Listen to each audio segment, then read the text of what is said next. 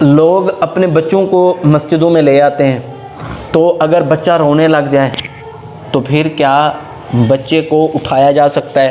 اپنے رکوع میں، اپنے قیام میں بچے کو اٹھایا جا سکتا ہے یا نہیں اٹھایا جا سکتا؟ یا بچہ پیچھے رو رہا ہے، ابے نال پیچھے چمٹے ہیں، باں باں گتی ہوئی ہے، اب والد کیا کرے؟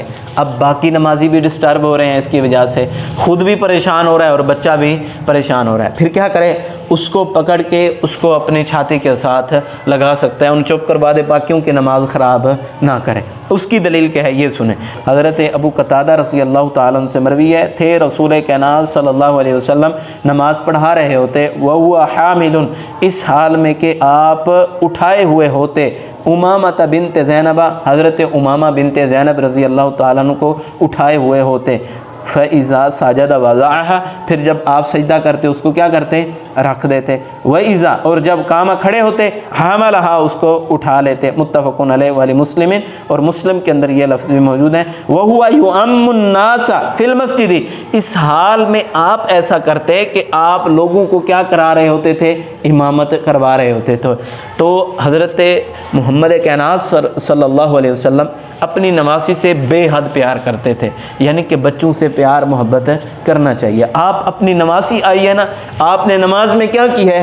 اپنے سینے سے اس کو اٹھا لیا۔ جب آپ کھڑے ہوتے ہیں تو وَإِذَا قَامَ حَمَلَهَا، جب آپ کھڑے ہوتے تو اس کو کیا کرتے؟ اٹھا لیتے، اور جب سجدہ کرتے اس کو بٹھا دیتے سائڈ پہ، پھر جب کھڑے ہوتے پھر کیا کرتے؟ اٹھا لیتے۔ اب یہ سمجھنے والی بات ہے، ہاتھ باندھنے ایسے، جب آپ نے بچے کو اٹھایا ہوا ہوگا تو آپ اس طرح تو ہاتھ نہیں باندھ سکتے، یعنی کہ آپ رکوع میں جائیں گے تو آپ ایک ہی ہاتھ اپنا رکھیں گے، ہے نہیں؟ تو پھر جب آپ سمیع اللہ لمن حمدہ کہیں گے دونوں تو ہاتھ نہیں چھوڑ سکتے، کیوں؟ دونوں چھوڑے تو بچہ نیچے گر جائے گا، ہے نہیں؟ تو پھر اس سے یہ بات سمجھ آتی ہے، اگر کوئی ایسا معاملہ بن جائے تو بچے کو بندہ اٹھا لے تو پھر ایک ہاتھ سے بھی اس طرح کر دے اور دوسرے ہاتھ سے تھوڑا بہت اشارہ کر دے تو کفایت کر جائے گا، سجدے میں اس کو رکھ سکتا ہے، تو اس طرح جو ہے نا وہ کرنا کیا ہے؟ جائز ہے۔ اس بات سے یہ بس بات سمجھ آتی ہے، اگر کوئی بچہ پریشان کر رہا ہے، رو رہا ہے، تو اس کو نماز میں کیا کیا جا سکتا ہے؟ اٹھایا جا سکتا ہے، اس کے اندر کوئی بھی حرج نہیں ہے۔ ہمارے حنفیوں کے نزدیک ہدایہ ان کی معتبر ترین کتاب ہے، وہ کہتے ہیں کہ بچے کو نماز میں اٹھانا حرام ہے، بچے کو نماز میں کیا ہے؟ اٹھانا حرام ہے۔ اگر کسی نے اپنے بچے کو نماز کے اندر اٹھایا اس کی نماز باطل ہو جائے گی۔ اور ہدایہ کے اندر اور دیگر اناف کی کتب کے اندر موجود ہے، اگر کتے کا بچہ اس کو منہ اس کا باندھ دیا جائے، اگر اس کتے کو نماز میں اٹھا لیا جائے تو نماز باطل نہیں ہوتی۔